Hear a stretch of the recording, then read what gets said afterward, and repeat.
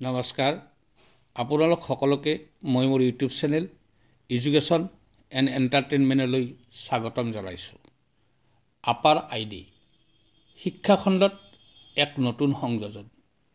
কিন্তু এই আপাৰ আইডিনো কি, ইয়াৰ প্ৰয়োজনেই বা কি, শিক্ষকসকলে এই আইডি জেনেৰেট কৰাৰ ক্ষেত্ৰত কি সমস্যাৰ সন্মুখীন হৈছে, এই সকলোবোৰকে লৈ আজিৰ এই ভিডিঅ'টো প্ৰস্তুত কৰা হৈছে।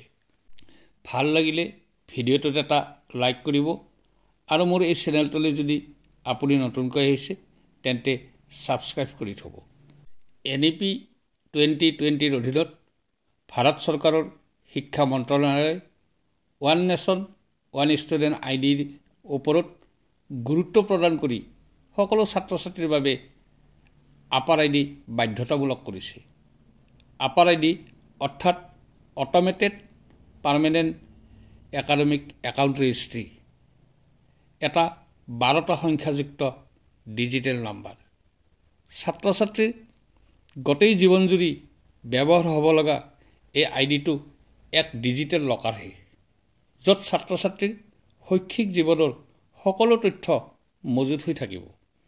ছাত্ৰ ছাত্ৰীৰ আধাৰ কাৰ্ড আৰু বিদ্যালয়ৰ ইউডাইচৰ সৈতে সংলগ্ন কৰি সৃষ্টি কৰা এই ডিজিটেল আইডিটোৰ জৰিয়তে ছাত্ৰ ছাত্ৰীৰ শৈক্ষিক তথ্য মজুত ৰখাত সহায় কৰাৰ লগতে ছাত্ৰ ছাত্ৰীৰ বিদ্যালয় স্থানান্তৰ আৰু বিদ্যালয় এৰা ছাত্ৰ ছাত্ৰীক ট্ৰেক কৰি পুনৰ উভতাই অনাৰ ক্ষেত্ৰত ই যথেষ্ট সহায়ক হ'ব, যিয়ে সমগ্ৰ শিক্ষা ব্যৱস্থাটোত এটি নতুন মাত্ৰা প্ৰদান কৰিব।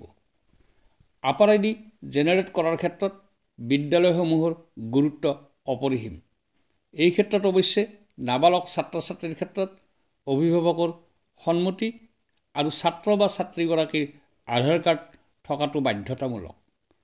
অভিভাৱকে সন্মতি পত্ৰত স্বাক্ষৰ কৰি বিদ্যালয়ত জমা দিলে আৰু ছাত্ৰ বা ছাত্ৰীগৰাকীৰ আধাৰ কাৰ্ডত থকা নাম আৰু বিদ্যালয়ৰ ইউডাইচত থকা নামৰ মিল থাকিলেহে আপাৰ আইডি জেনেৰেট কৰা সম্ভৱ হয়।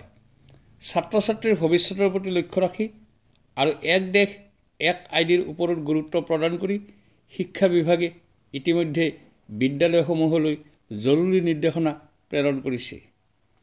এই নিৰ্দেশনাৰ পাছত বহু বিদ্যালয় আপাৰ আইডি জেনেৰেটৰ কাম প্ৰায় সমাপ্ত কৰিছে যদিও বহু ক্ষেত্ৰত শিক্ষকসকল বিভিন্ন সমস্যাৰ সন্মুখীন হ'ব লগা হৈছে।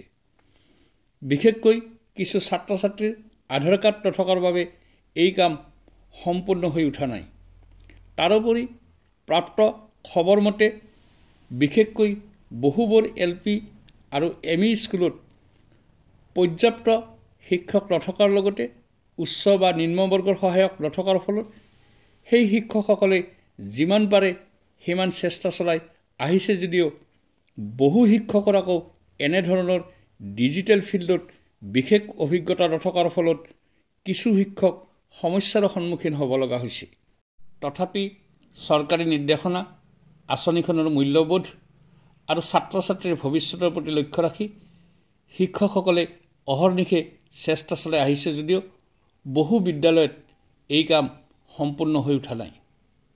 এনে ক্ষেত্ৰত চৰকাৰে প্ৰয়োজনীয় বিশেষজ্ঞ নিয়োগ কৰি এই কাৰ্যবোৰ সমাপন কৰাৰ ওপৰত গুৰুত্ব প্ৰদান কৰিলে শিক্ষকসকল কিছু পৰিমাণে সকাহ পোৱাৰ লগতে ছাত্ৰ ছাত্ৰীৰ ভৱিষ্যতৰ বাবে অতি প্ৰয়োজনীয় এই আপাৰ আইডিবোৰ নিখুঁতভাৱে জেনেৰেট হোৱাৰ লগতে কামখিনিও সোনকালে সমাধা হ'ব, যাৰ ফলত NEP 2020 আঁচনিখনে পূৰ্ণতা লাভ কৰাৰ দিশে আগবাঢ়ি যাব পাৰিব। ধন্যবাদ।